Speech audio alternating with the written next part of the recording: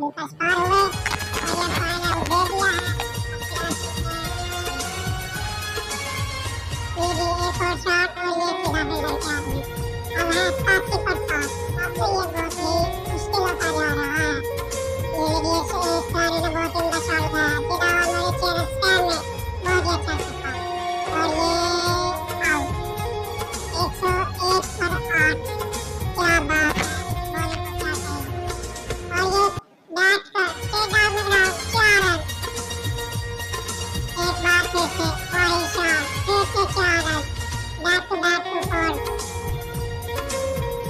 अब ये लीजिए एक और आउट। 117 पर 9 है। अब तो ये नामुमकिन है। ये शॉट बहुत बढ़िया, ऊंचा लंबा 6 रन। एक और इस ओवर की पहली गेंद पर 6 रन मूवी स्टैंड में। एक और मॉर्गन स्टोनिस को 2 गेंदों पर 2 छक्के।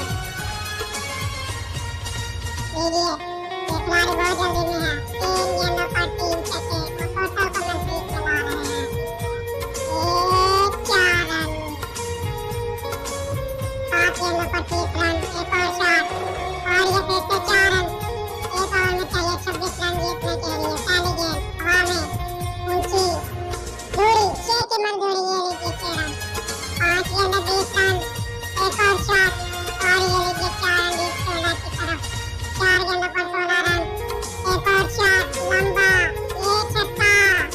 3 गेंदें 10 रन।